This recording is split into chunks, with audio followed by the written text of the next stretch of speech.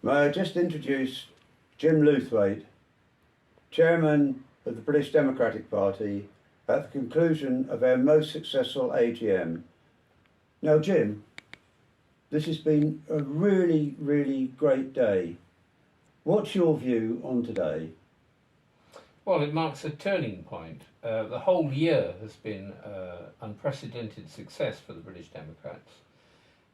Previously, we were a party limited to West Yorkshire and Leicestershire, and as a result of the activities of a couple of gentlemen present in this room, the party has expanded enormously in the area of South East London, Essex and Kent, and we see our future growth as being in that region primarily. May I just ask you then, what do you attribute this to? Hard work by a number of activists, formerly with the BNP, but who came across to us and brought their organising skills with them, and they were able to network with other BNP members from the past, and then as time passed we began to pick up people from often a BNP background but who had drifted off into other parties like the English Democrats or particularly For Britain. And when For Britain was shut down, we experienced an unprecedented growth in senior organisers who crossed over to us because we were the only Democratic Nationalist Party going. Once For Britain had been removed from the scene, we were the logical place to go. May I just ask you then, you say it's because For Britain was shut down. My impression was that For Britain, although Anne-Marie Waters was the leader of it, I felt it was democratic, and yet it was shut down, and we are now talking about the British Democrats. Where's the differential there?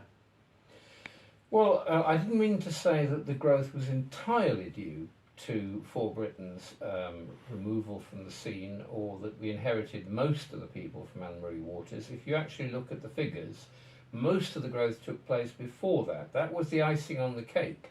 But the substance of the cake was due to a small group of BNP activists in London who finally realised that the BNP as a brand was dead and finished. It was impossible to wrest the name from the people that are currently in charge of it, and therefore the better thing to do was to move to the British Democrats, but to take their skills and ability with them.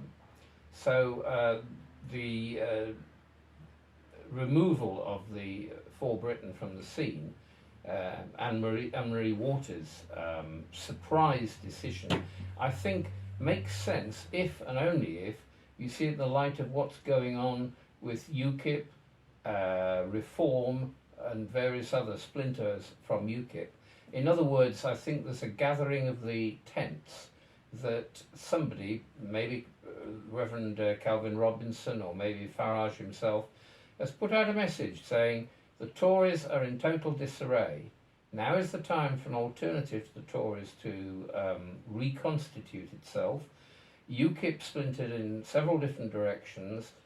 If you all come together again, and he means people like himself, Richard Tice, Lawrence Fox, I've forgotten his first name, Curtain, all these people come back to the tent, including Anne-Marie Waters, there will be a place on the high table for you. That's what makes sense to me, is we can only defeat the Tories or wrest large areas of the country from them if we are a united party. But so we can't tolerate all this fragmentation. And I think that's what Anne-Marie Waters was promised, a seat on the high table in return for winding up For Britain. I could be wrong, but if you think about it in the context of what's going on, it makes a lot of sense. But then there's a basic dichotomy between this, because we've heard today about the democratic nature of the British Democrats. Where's the differentiation between the British Democrats and the other parties that you mentioned?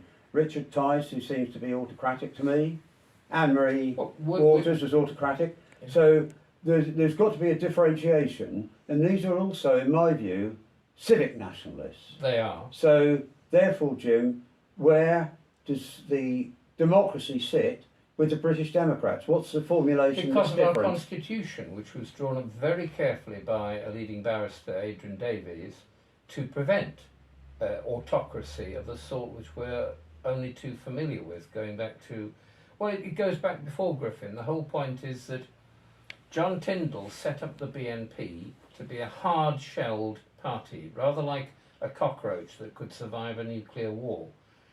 In doing so, he meant that it had an autocratic constitution, because having seen the shambles that the National Front had got itself into, and the National Front was reasonably democratic, but it broke up into factions.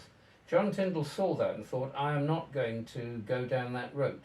So he designed the BNP to put all power into the hands of one man to prevent the sort of factional infighting that had ruined the National Front. In doing so, he set up a constitution which could be used by an autocrat in a dictatorial fashion. Now, he himself, most people would agree, was as honest as the day is long and intended only good by this. He wanted to prevent factionalism at all costs. But when it passed into the hands of somebody who was much more unscrupulous and ruthless, then the autocratic nature of that constitution became apparent. And Nick Griffin sacked one able person after another. The classic is Steve Smith in Burnley, as you know from his book. But he went up and down the country, systematically removing people of talent because he conceived of them as potential rivals. He saw intelligence and ability as a threat to him more than as an asset to the party and through the party to the country. So that is why Andrew Bronze and Adrian Davies set out. And I must also acknowledge the role of Peter Phillips in bringing us all together originally. Peter did a lot. He's not carried on with us, but if it weren't for his activity in setting up the first formulation of the British Democrats, we wouldn't be where we are today. But he brought people together, and we set up a democratic constitution to prevent power falling into the hands of one person. So, for instance, the Treasury is separate from the executive, and it's fully transparent. And the judiciary is separate from the executive. We've discussed this afternoon setting up a panel so that a hanging jury cannot be selected by the leader to get rid of an opponent. It can only be done through a panel of jurors which is chosen entirely by lot. That was interesting.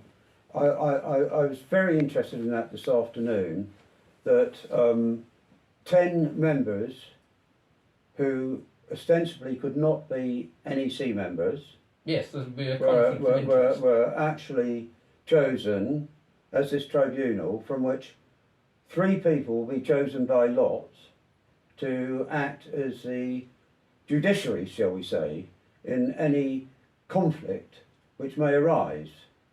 Why do you think you've gone down this route? There must be a particular... To prevent discrimination against opponents, using the disciplinary apparatus as a means of eliminating rivals. I did actually go through a stage of that when at one point I was told that I was being expelled from the party because a senior member in Bradford wanted rid of me, and I had a visit, a telephone call from Scotty McLean, who I think was then the deputy, saying, "What's all this about, Jim?" And I explained that no charges had ever been passed against me, but I had no idea about the whole thing until I was told I'd been dismissed. There'd been no trial, but I knew who was behind the whole thing, and it was simply a matter of somebody wanting to remove a local opponent from the scene. Scotty McLean just said, "Okay, I'll rectify that." But the point is that was due to his personal intervention. Had it not been Scotty McLean, had it been some crony of the current leaders, then it could have gone a very different way. I'd just have been expelled as a number of other people were. So we wanted to set up a structure that couldn't be tampered with. And that's why we've gone down this route. At present, there is no disciplinary action contemplated against anybody. And that is why it's important that we select the panel now on a clear, calm day, against the possibility that one day there might be a disciplinary action, so that the two are completely separate, so that people can see the selection of the jurors was not in any way influenced by the identity of the accused, if there ever is going to be an accused. There is therefore no foul play. It's entirely going to be a fair trial by a jury of your peers. Moving on then, we've had this successful meeting today, very successful as you say. We've got the structure of the party organised, we've got this judicial review, so to speak, of the clarity and the fairness of it. So where do you see the future taking us now that we have everything in place? The Conservatives are falling apart, nothing in this country works, people are working from home, this WFH seems to be a nonsense, every government department is failing. Where do you see the British Democrats moving forward? Well, there is a collapse of national morale. We are not the country we used to be. If you think of the Dunkirk spirit or what held this country together during the war years, that has evaporated. But it's not an accidental evaporation. It's not caused by forces of nature. It's been caused by government policy going back to the 60s, if not before, which have systematically eroded one British tradition, one British institution after another. Our institutions are hollowed out. The facade is there, but they're rather like villages used in westerns. You know, there is merely a facade, but there's nothing left behind it. There is no substance, because people are going through the motions of a Britain of former generations, but the spirit is not there anymore. We have totally lost pride and confidence. Adrian Romilly, after the AGM proper, when he was disposing of his books, said exactly that. We no longer have the pride in ourselves that essentially built as an empire. I don't feel ashamed of saying that we built an empire because it's an achievement. No other country built up an empire our size, and it wasn't gifted to them. They achieved it through hard work, discipline, also a reputation for honesty. I was reading a book on Gertrude Bell, the well-known Arabist and explorer, whose role in setting up modern Iraq is recognised by the Iraqi people to this day. She said one of the reasons why the Iraqis were prepared to accept British rule after the First World War, she interviewed the head of the Sunni clergy, as it were, and he said to her, we would rather be governed by you British than by the French, and certainly by the Turks, because you have a reputation for fair dealing and honesty. No, that's interesting. That's evaporated. That's interesting you should say that, because 20 years ago I was in Pakistan, believe it or not, on a holiday, but that was because a good friend was running a company there, and so we went over, and we ended up in the Lower Swat Valley. The Swat Valley. Yeah. And the beautiful names, the Karakoram Highway, Yes. everything else, and Malacan Pass, everything to there. And we went to look at a bridge which was engineered by the British. It was made in Wolverhampton and shipped out. Mm-hmm. It had a road underneath on a two-stage bridge with a railway line over the top. And there were people looking after this. And when we arrived, they invited us to tea. This Pakistani people who could not speak any English at all, Mm-hmm. were absolutely enamoured of the fact that the British were there. Mm-hmm. And we spoke with them, and we had a formal tea. All the children got dressed in their best, and we asked them, why do you like the British so much? And to reiterate exactly what you said, it was the fairness. They said, with the British rule, they knew that they had the rule of law, they had food in their belly, and a roof over their head. Do you think we could go back to those days when the Foreign Office was run by very few people and a British person's word was their bond? Do you think we can regain that? Because you've just said everyone's lost confidence. Not when our education policy is run by Marxists who pursued the long path, the long way, the long march through the institutions. If you remember, years back, the Marxists targeted education as what they wanted to take over because of the old Jesuit rule: give me a child at 7 and I will give you the man. You start programming them at an early age and they know no other learning, no other knowledge. By the way, your experience in Pakistan was similar to something I experienced when I was at Cambridge in the 70s, and I used to talk to, we had a lot of Sudanese archaeologists over training with us, and I asked them, how is life in Sudan these days? Because one of the lecturers, John Alexander, ex-14th Army like my father, used to go out to Sudan to conduct external viva voces and so on for Khartoum University. And the students said, oh, all the old men are the same. They all say life was better under the British. And I said, well, why is that? He said, well, now the Arabs in Khartoum have taken over. We eventually, of course, South Sudan, the black part of the Sudan, broke away. They said, now that the Arabs have taken over in Khartoum, the country's gone backwards. We blacks in the south and in Darfur and so on and so forth are once again the victim of slave trading and slave raiding. They class us as inferiors, but under the British we had a fair deal.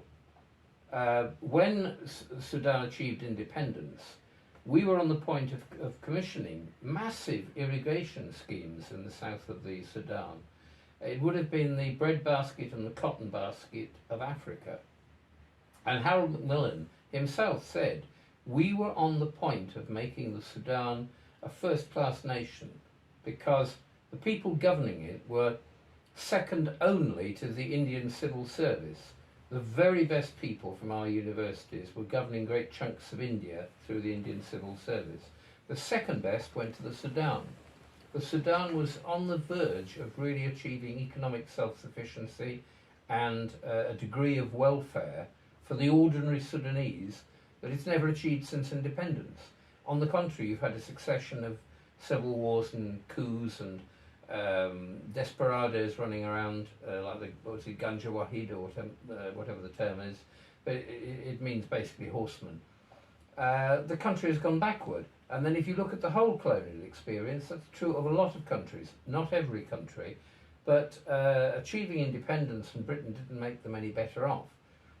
Now, whether we can go back to a former state of affairs, I doubt, as long as education is in the hands of people who are denigrating our past, as Adrian Romilly again said, who are running down everything to do with our traditions and saying it was all slavery and corruption and the rest of it. People forget.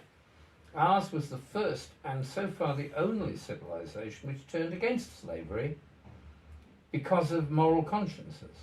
The classical world never renounced slavery. The Hindu classical world never renounced it. The Chinese didn't. The Arabs didn't. The only civilization on the globe which turned its back on slavery for moral reasons was Western Christian tradition. So that's something to be proud of. I was discussing with somebody today that the fact that the Royal Navy, when it set out to crush piracy and slavery, suffered more casualties repressing the slave trade than it did in the Napoleonic War. It pursued slave traders in the Indian Ocean and so on, and off the Gulf of Guinea for decades, at great loss to, for instance, diseases. You know, the West African coast was the white man's grave. People forget, until Andrew Bruns reminded me the other day, that in many ways the slaves owed their lives to us.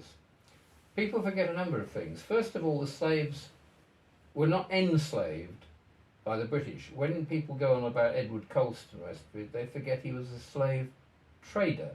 He was not an enslaver. The people who were sold to him as slaves had been captured by the African coastal tribes. Some years ago, Leopold Senghor, the long-time president of Senegal, pointed out that his family had grown rich on selling slaves to white men. The same is true of the Kingdom of the Congo, the Kingdom of the Dahomey.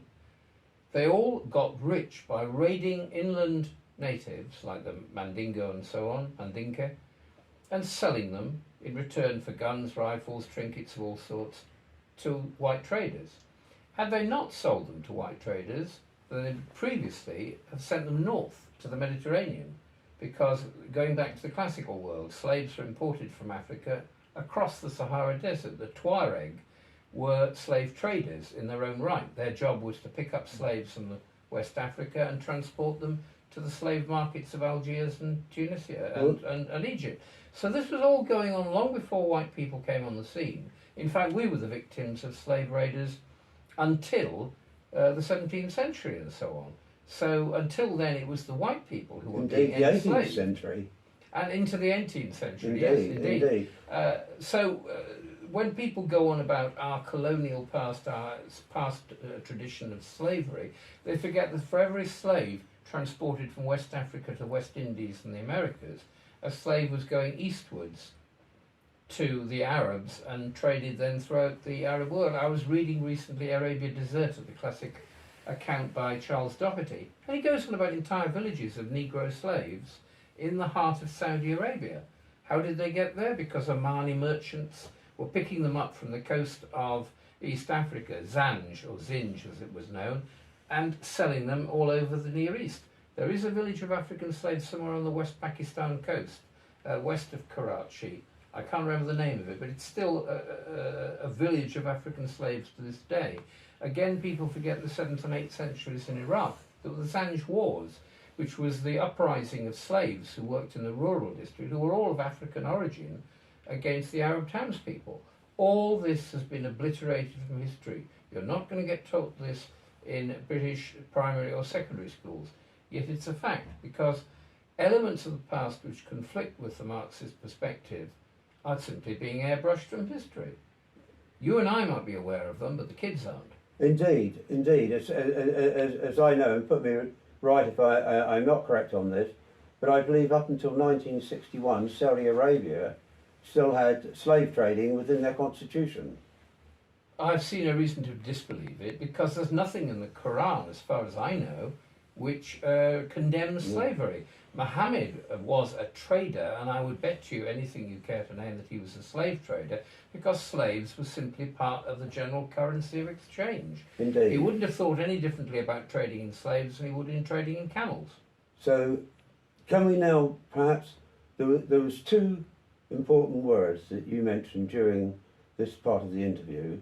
If we can go back to those, and two separate issues. One was self-sufficiency. Let's come nearer to home with self-sufficiency, and thereafter let's talk also about Christianity, because, well, let's go to Christianity first. I think, you know, the whole Western world is based on Judeo-Christian principles. So where do you think we're going with that in terms of all of this? Well, I lose track of it. I call it an alphabet soup. LGB something or other, I can't remember. But where do you think we are going with there, and what's the view, do you think, of, well, yourself indeed, as the chairman of the British Democrats, where do you think we should go on this? First of all, there's a tiny number of people who are being manipulated by forces beyond their control. The number of LBGTQ, whatever it is, people in this country is frankly minuscule. So why are they so prominent? Not only in sort of everyday life, but in school curriculums when we had the drag queen visits, if you remember. The whole point is they're being used as battering rams to destroy our history, our traditions, our culture, our way of life, our values. But they're not actually doing much themselves. They are being used as tools by other people who have much more malignant designs than they do. I assume that most LGBT, etc. people just want more freedom and assurance that they're not going to get persecuted or marginalised or whatever. I think they would stop at that. But there are forces far beyond their control who are using them quite cynically to destroy our values, and their aims are not simply to give freedom from persecution to these people. It's to destroy our way of life, and these are simply the tools that they're using. So we've got to see beyond the issue in itself of LBGTQ, etc. people, and recognise that there is what's going on is what Douglas Murray has called in his recent brilliant book, The War on the West. These are people who've set out to destroy the West by systematically corroding its base, its foundations, which, as you say, are the Judeo-Christian principles. And they know that if they can destroy that and destroy the family, remember that Trotsky said the first thing we must destroy to destroy the Western way of life is the family. If we can take charge of the family, if we can get the state to take children out of the household so that we can program them, then we will win, because we will bring that generation over to our way of thinking. It's purely Orwellian, Kafkaesque, Aldous Huxleyan, but they want to get our children and brainwash them. Absolutely. And that's where the LGBTQ thing comes in. It's If I all can part of interrupt you, brainwashing. if I can interrupt you on that, you've raised some interesting points there, Jim.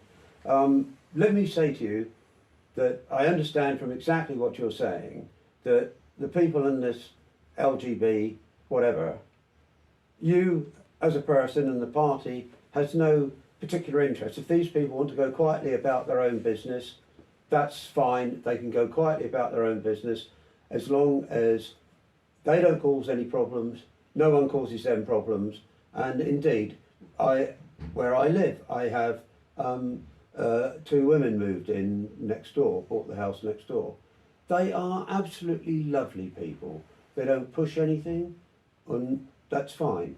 And I think that I can see where you're coming from about the situation with the third party, external third party, pushing this. Mm-hmm. But the corollary of this is the family.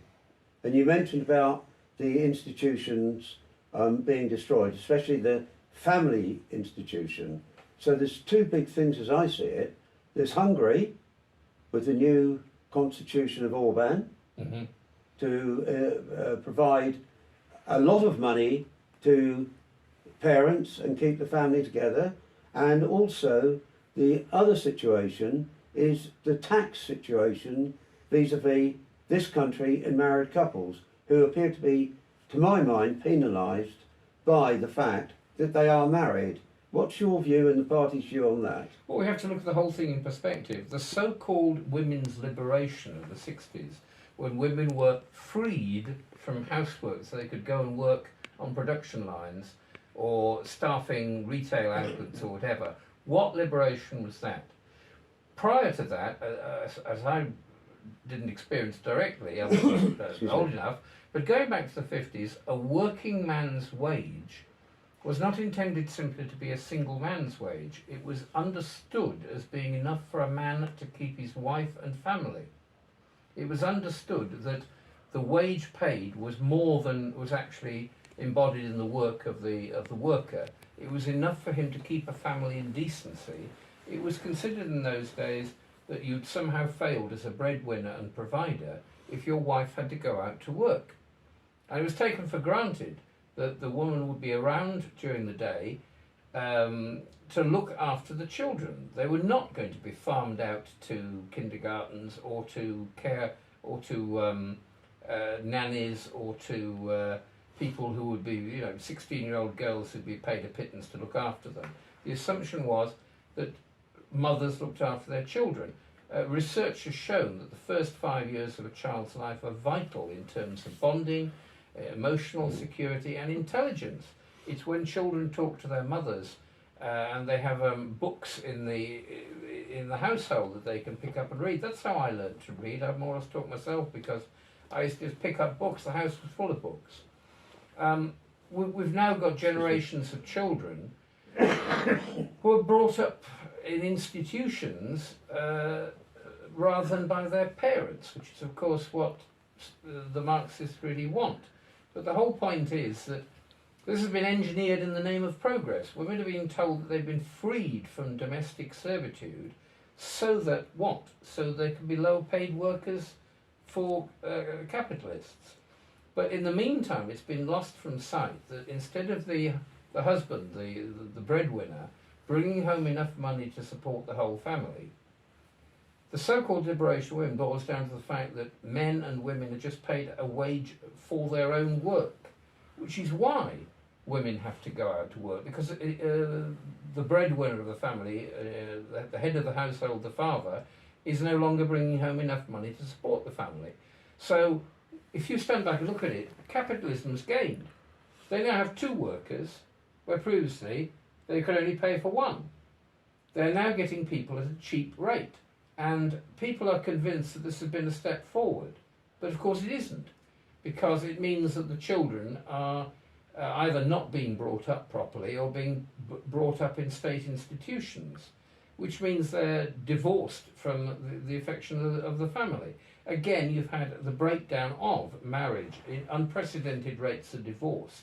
When I went to school, at a primary school level, certainly, and early secondary school, almost everybody in my class came from a stable family background. Mummy and Daddy were married, and that was all they knew. By now, it would be unusual to find that many people who are still married as parents. Typically, people would say, well, my father's had children by different marriages, so I have lots of stepbrothers and stepsisters, some of whom I know, some of whom he visits, some of whom he supports, but I don't know all of them. You've got a completely fragmented and fractured society. Well, that has psychological effects on growing children because they don't have that sense of security, that sense of stability, and they're not brought up in the same way to know what's right and what's wrong. We're evolving towards a situation which is quite alien to our traditions and values, in which it's literally every person for themselves. A situation in which the only person you can rely on is yourself, because relationships, if they form, are few and fleeting, or many and random, and there is no stability in life. That's why in traditional societies, adultery is almost always punished by death. It's almost worse than, in some cases it is worse than murder. Why? Because everything's seen in terms of the stability of the village, the tribe, the institutions. Individuals flit through these institutions, but the important thing is that the structure of society survives. So that's why adulterers are killed even before murderers. For a murder, in Charles Doherty's Saudi Arabia, for instance, as I was reading the other day, for murder you pay a blood fine, because what you do is essentially pay for the replacement of a member of another tribe. You've killed a member of another tribe, so it's one man down. So you pay a blood fine, which will enable them to buy in a person from another tribe. They pay for the dowry, you see what I mean? So it's conceived of simply in terms of this football team, this tribe, is one man down. So you pay a fine which enables it to restock itself with one more potential warrior, soldier, whatever. Now adultery is far more serious because it destroys the fabric of society. As they would see it, you're destroying the institution which binds society together, because society is simply a great big honeycomb, a beehive of little families all stuck together. But they've got to stay stuck together. And anybody who tampers with the mechanism is therefore putting the whole tribe in danger to a far greater extent than if he murders somebody. So that's why in almost all traditional societies, adultery is the ultimate crime, which to us seems puzzling, but to them seems perfectly logical, because a murderer's victim can be replaced, but the structure of society must go on, and any attempt to tamper with it must be met with the severest sanctions. Can I ask you, do you see the current tax situation in this country vis-a-vis single couples cohabiting or married couples are being penalised?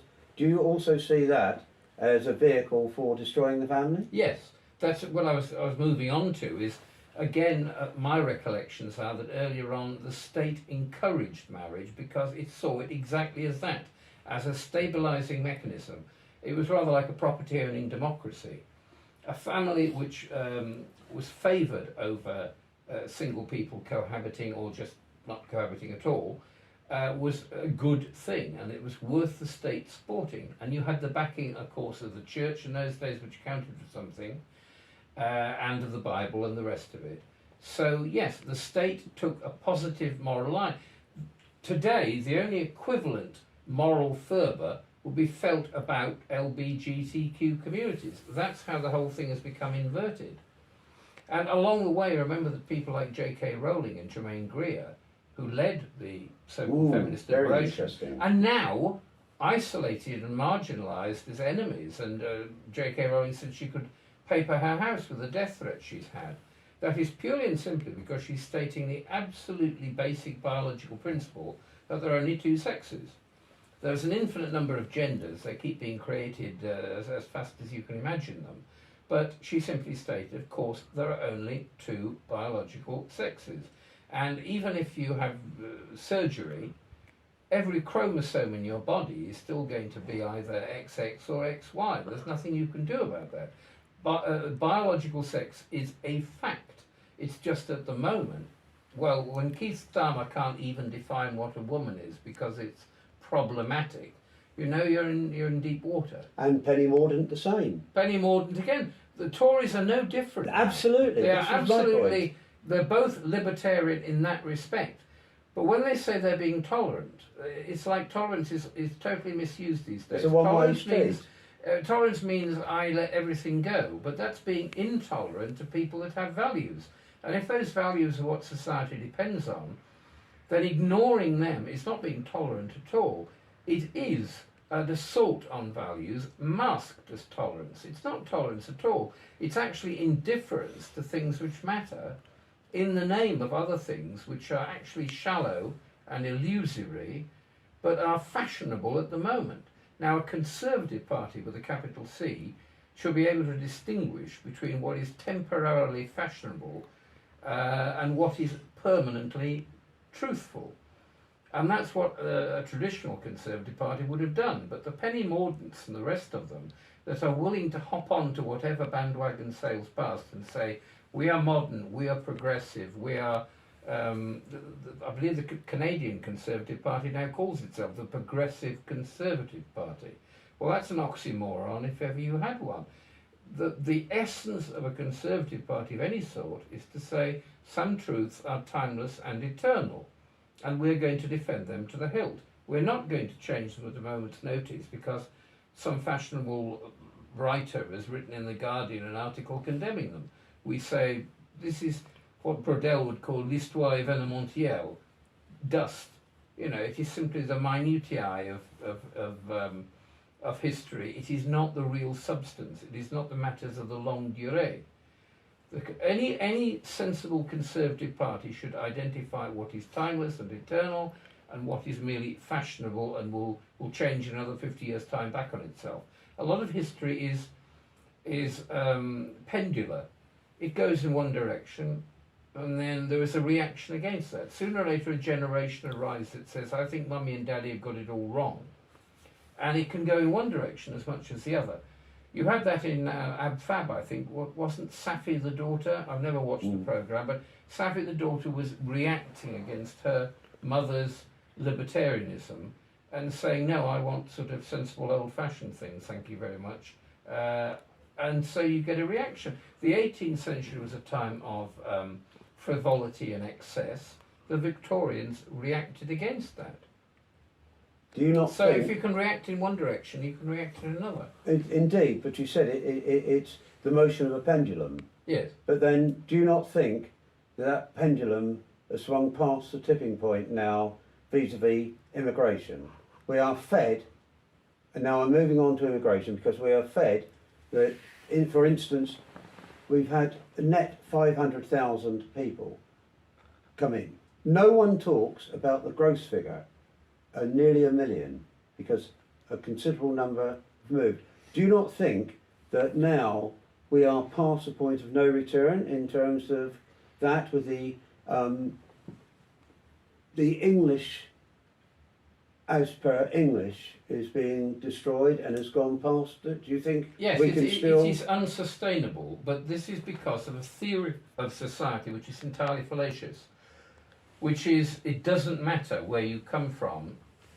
On arriving in Britain, you become British. Well, no, you don't, because you don't leave your own culture and your customs behind you. The whole point of the so-called multiculturalism was to accept that most immigrants would not change their culture, their traditions, their values. They would maintain them. The question is, can the greater society absorb this sort of immigration and still keep any sort of coherence? And I can't think of any society that has ever managed to maintain any sort of stability with that level of immigration, because there are just too many contradictions between the different cultures. You cannot tell me that Orthodox Muslims are at home with the gay rights lobby or indeed with feminism. There are tensions and contradictions between all these different groups, not just between them and us, but between them and them. Do Hindus and Muslims see eye to eye on all matters? I wouldn't have thought so. Not in Leicester they weren't.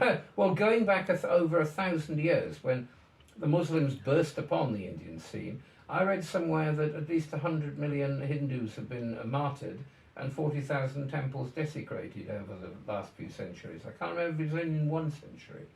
But don't tell me that Hindus are entirely happy with that, and that's why you've got a BJP government busy unravelling the Muslim imprint and demanding Hindutva, demanding a Hindu theocracy, if you like.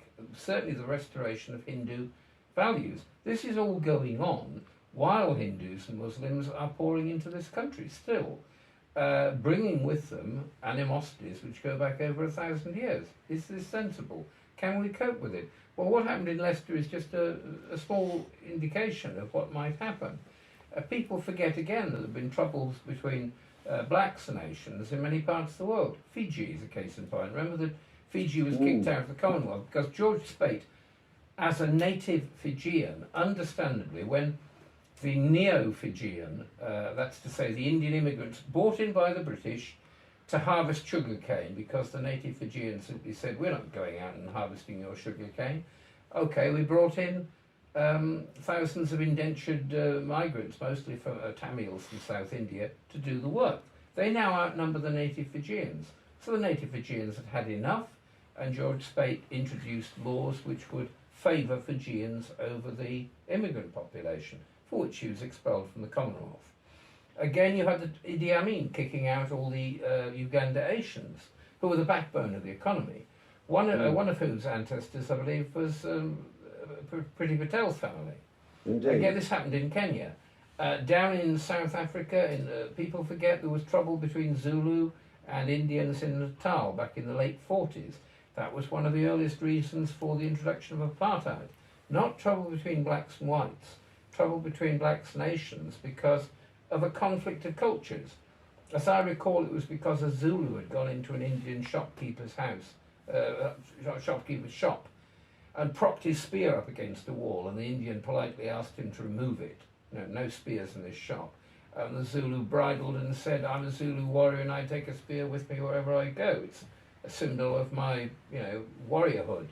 And it turned into a riot and people were killed, and so on and so forth. You're going to get clashes of values like this when you introduce people that are as different from each other as they are from us. But we have the prior claim because we built this country up. So We've got no other country to go to. They do. Notwithstanding that, and quite clearly you're absolutely right in terms of the fact that we have nowhere else to go. Where else can these people go who, let me say to you, are, as I read just recently, are producing more children than the native population? Well, they're going to swamp us. It's as simple as that. This is already happening in countries with lower birth rates than ourselves, and in America, where I believe the white population is no longer 51% or anything like it. And don't tell me that America is a happier country for its diversity. It's just that it's more obvious because of the shootings and so on. But that is the way we are going to go, inevitably. It's not because America has guns and other countries don't. Switzerland has guns. Every adult male Swiss has to have an assault rifle behind his door because they have a militia-based defence force, not a professional army to the same extent. But Switzerland isn't a sea of dead bodies because Switzerland is a coherent, homogenous society still, and the Swiss don't feel inclined to shoot each other on Monday mornings when they go postal. It's the nature of the people, not the access to the guns. Canadians have lots of guns, other countries have lots of guns. They're not prone to shoot each other. That's because America is a deeply unhappy and violent country, and you can't tell me that one of the reasons for that is that so many parts of it are so diverse that people are literally driven out of their minds by the conflicts of daily life. They don't feel secure, they don't feel at home. So, notwithstanding that, do you view this country could end up just with a series of polarised areas? Absolutely. I think it'll end up being balkanised. I mean, I believe in Birmingham, the Hindus largely live in Alum Rock, and Muslims, for instance, typically at Sparkbrook. There is an unofficial self-segregation. That's my understanding. Again, in Leicester, I assume that there are Hindu areas and Muslim areas. Well, you know Bradford. You're a Bradford man. Yes, well, the Indians move ahead of the Pakistanis. I had, when I was a BNP councillor, I can think of a number of episodes which illustrate this. I had a Hindu shopkeeper, Ranjit, who regularly voted for me and said, keep it up, councillor. And I said, why are you voting for me, BNP? Haven't you been sort of warned off that we're bad people? And he said, no, I used to live in Manningham, which of course is the heart of the Muslim district.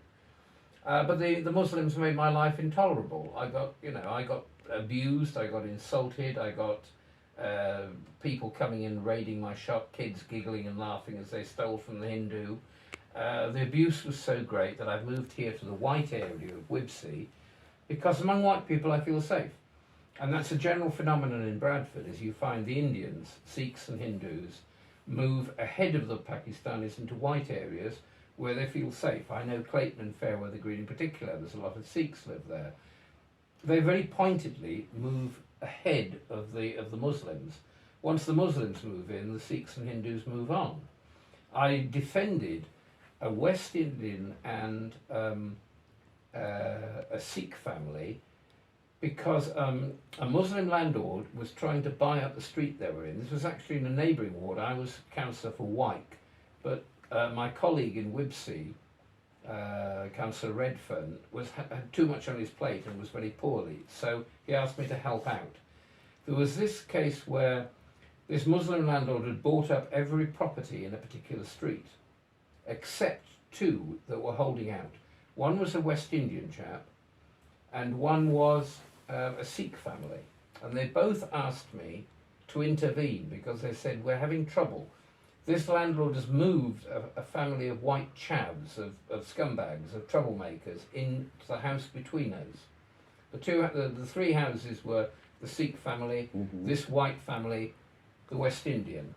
And they're doing things like firing shotgun pellets at our windows and lighting fires on our doorsteps and throwing excrement, all around the place. And we know what's going on.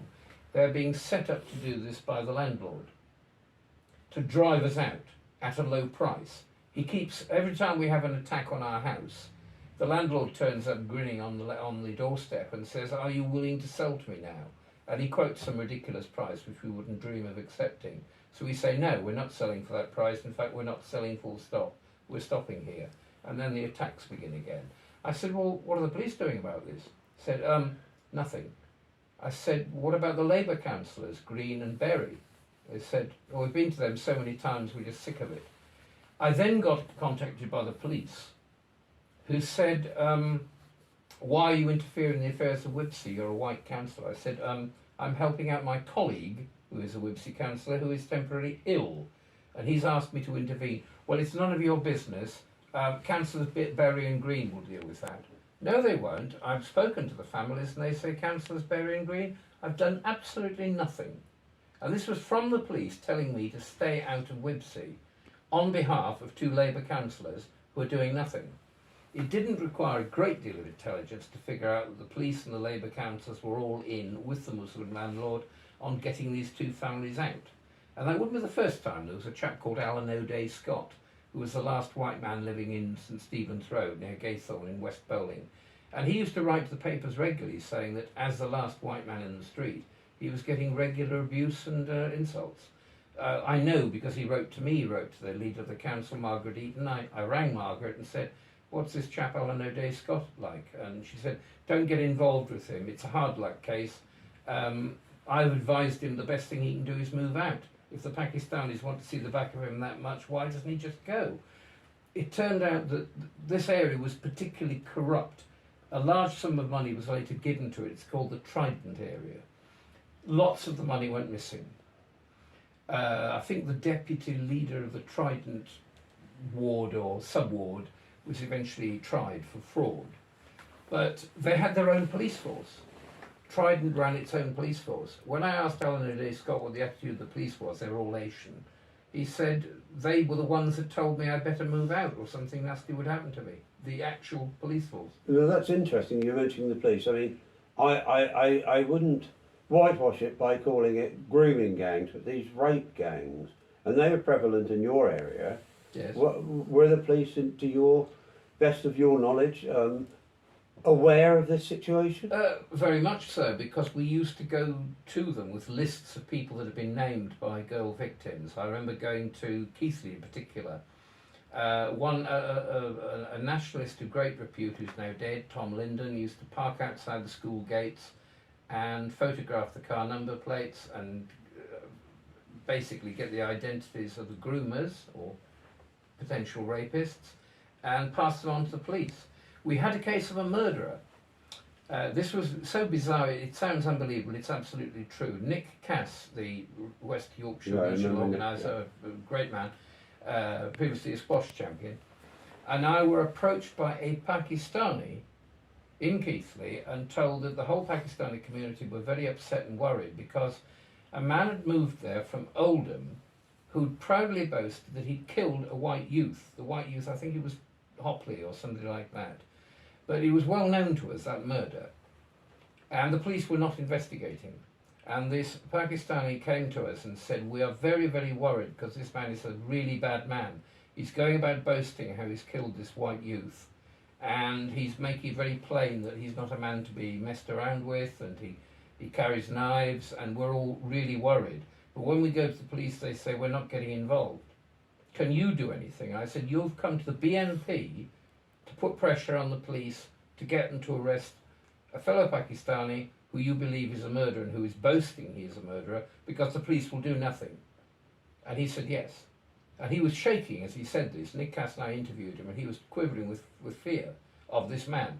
So we went straight to the desk at Keighley Police Station. That was in its old location before it moved out to Hallings Road. We went there, we spoke to a sergeant, and he looked deeply uncomfortable and said, I can't act on this without going upstairs.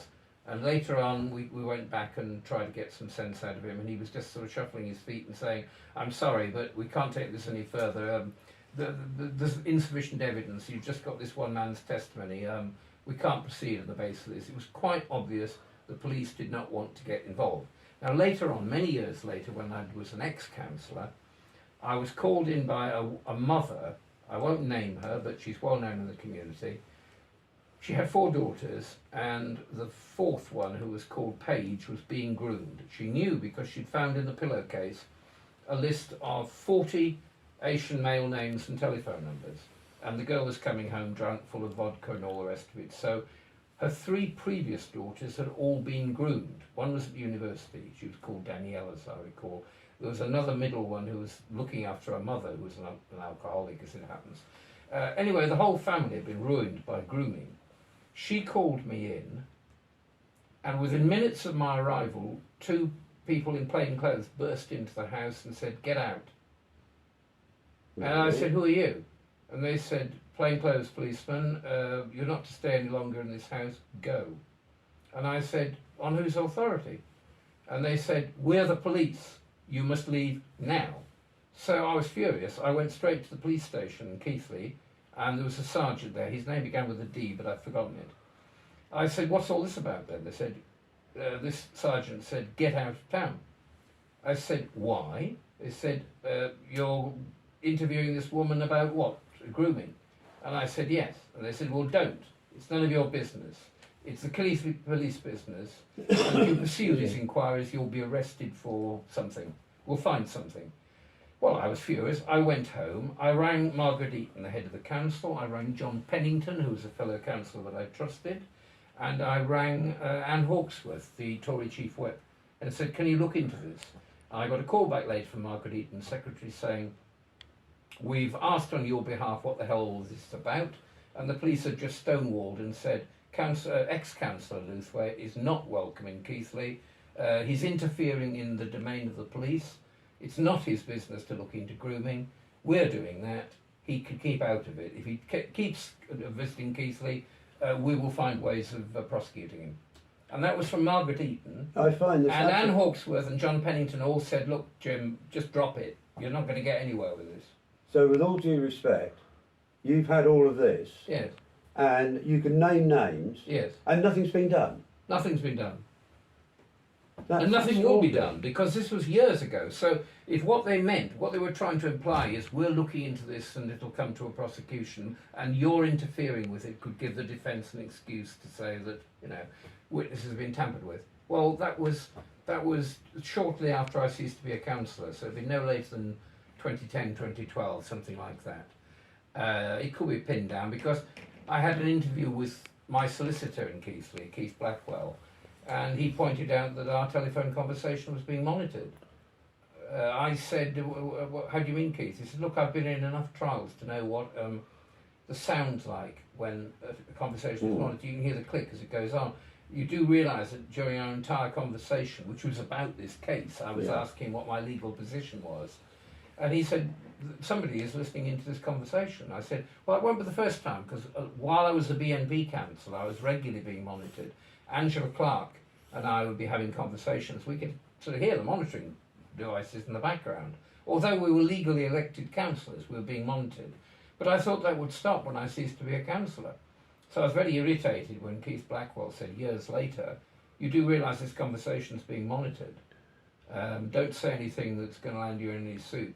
All I can tell you is that your legal position is sound. You weren't doing anything wrong, but if the police want to make life difficult for you, they will. So I would advise you to drop it. Well, this is quite extraordinary, and obviously we can't do anything now about it, but hopefully historically it will be picked up in the future, and this has been recorded. We have names, we know everything, but let's move on now from that. And the other one I said was self-sufficiency. Yes. We're looking at self-sufficiency in food, we're looking at self-sufficiency in energy. What is the British Democrats' view on, let's take energy to start with this renewables versus fracking, nuclear power, coal mines, well, power stations. Drax Power Station in West Yorkshire sits on some of the best coal in Europe. Not like the sort of horrible German lignite mines, which are now being reopened because of the energy crisis there.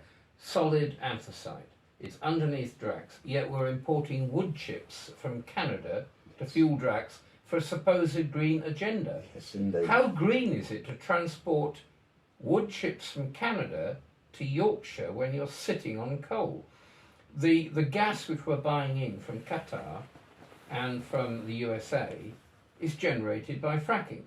So apparently fracking's all right in Nevada or Utah or wherever, and in the Gulf states, but not in Britain.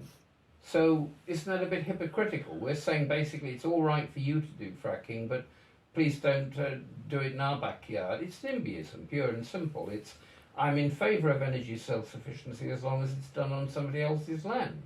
But we can't carry on like that. We have to have a national policy, and we have to extract gas and oil when we're sitting on this stuff, because we could be energy self-sufficient very readily. Again, the storage capacity. In my job as a security officer, I regularly visited a gas refinery in East Yorkshire on the Holderness Peninsula at Easington. The storage capacity was going to be renewed some years back. I can't remember quite how many years back. It might be 2017, it might have been earlier. The gas companies asked for a modest amount of government support to enable them to reline gas fields which had been exhausted of their initial gas, but were available for use as sort of labyrinths, as storage containers for gas, so that we could, and if we couldn't generate gas, we could at least store it. So we could buy it when it was cheap and release it into the network when it was dear.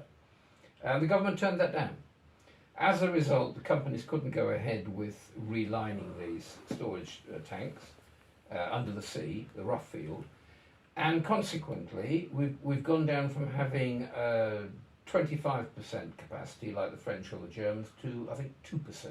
We have something like 9 days storage of gas, whereas they have 90 or 100. I think the French have 105 and the Germans 90 or something like that. We have 9. Was this not Theresa May? It could very well be. I remember it was a Tory government. A Tory government, A Tory wasn't government it? Yes, couldn't see their way to keeping this country with at least as much storage capacity as France and Germany, so that we could weather a temporary storm in the supply of gas or so on and so forth, or indeed reopen the fields, because what they've found is they're getting gas seepage. Gas is actually drifting up from deeper layers of the earth into these hollow tanks, and if left long enough, they'll eventually fill up with gas. So energy self-sufficiency is not difficult, but it's not going to be achieved by wind farms, because for every wind farm you have to have electricity or gas on standby, because the wind can fail. And so the same is true of a lot of these renewables, is that they have to be matched by a fossil fuel source of energy for the days when they're not functioning. And again, people forget that these wind turbines rot. Again, in my capacity as security officer, I've seen the Siemens turbine blades landed on Hull docks, and they do eventually rust away, and they have to be replaced. And why aren't we producing our own? They're not that complicated. They're just like giant aeroplane propellers. But apparently Siemens are the only people who can make them. They make them in Germany and ship them into Hull. There's a lot of things which we should be doing ourselves, but they've been outsourced for temporary cheapness. But of course, once you lose the strategic ability to make something, then you're at the mercy of the outsourced agency. Do you remember when during the Falklands War, the Belgians refused to supply us with ammunition because RFN rifles, we weren't maintaining our own sources of ammunition. We bought it in from Belgium because presumably it was cheaper, and the British factory which produced them was shut down. Well, this has been replicated right across British industry. If it's cheaper abroad, buy it in for abroad, let the British factory shut down, ship it in, so much for green miles and carbon miles and all the rest of it. But what about the day when they turn around and turn nasty and say, no, we're not going to supply them? Vis-a-vis the Russians and for some political the crisis. Germans. Well, who was financing the anti-fracking campaigns? A certain Mr. V. Putin. If you follow the money trail back, it leads back to Putin. He had a vested interest in keeping us dependent on oil and gas, imported from Russia, or rather, in many cases, imported through Russia from places like Turkmenia and so on.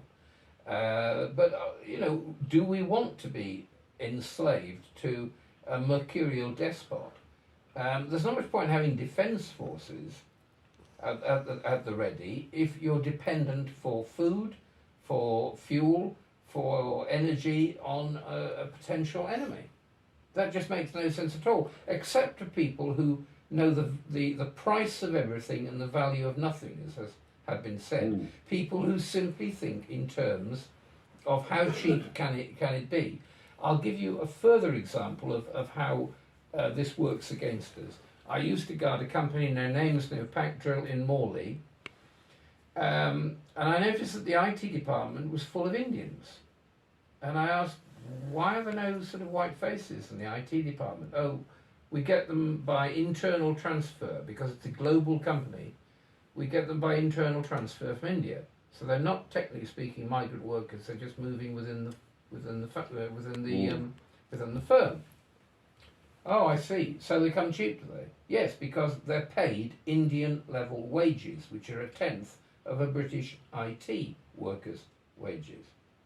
Wait a minute. How do they survive living in Britain on Indian wages? If Indian wages are only 1/10, I couldn't live on 1/10 of my wages. Oh, they don't have to. As soon as they arrive, the firm gives them a notice for tax credits. They take it straight along and get benefits to make up the 90% difference between their wages and a British worker's wages. So I said, so the lower this company pays them, the more the taxpayer makes it up. and That's the an company extraordinary gives them the situation. forms to claim that. Yes, they have every incentive to bring people in from India because it doesn't cost them, well, it costs them more than a penny, but it costs them a tenth. And the British taxpayer makes it up. So why would they ever rock the boat? Yes, but why isn't the government rocking the boat and saying, hang on, this is discriminating against our graduates. Our graduates can't get jobs for this firm because it's cheaper to hire the Indian. Nothing against Indians, but the whole point is, I knew British IT graduates who said we can't get work because the job's being filled with foreigners. And we can have all the qualifications we like, but nobody's interested in employing us. Then again, we're stripping the third world of its doctors and nurses. Absolutely. Kami Badenoch pointed out that her father is a GP in Nigeria. He couldn't run his practice because of all the doctors that had gone to work for the NHS. He couldn't recruit enough doctors and nurses in Nigeria. As soon as they graduated, they were off to join the NHS to get more money. I was listening to a programme the other day. It was about Romania. Same thing. An English expatriate in Romania was complaining bitterly he couldn't find a doctor in Romania. They'd all emigrated to Britain to work for the NHS. They could make more money. But we're doing this to places like the Philippines, which are not rich countries to begin with. But as soon as the nurses graduate, because it's an English-speaking country, the NHS recruits them and hauls them off to work for the NHS. And then the Philippines has to train up another batch of nurses, and then another batch. And yet the people who are lecturing us in the British Democrats and saying we're sort of vile racists and disgusting and this, that and the other, are quite happy for us to strip the third world of doctors, nurses, IT graduates, whatever. Hang on a minute, what's the point in that case of giving them foreign aid when the best foreign aid we could possibly give them is to leave their people at home And train our own. working for their own benefit? Indeed. Which is indeed the policy of the BJP, the Bharatiya Janata Party, says we want Indians to come and work in India for the glory of India, for the benefit of India, and not be dispersed like flocks of sheep all over the world, as in previous regimes. We want Indians to be home in India, working for India, and, you know, if you British want to employ your own doctors, nurses, that's fine by us. Please stop stripping us of ours. So why are we the bad guys in that scenario? As far as I can see it and Andrew Brons can see it, we're the good guys.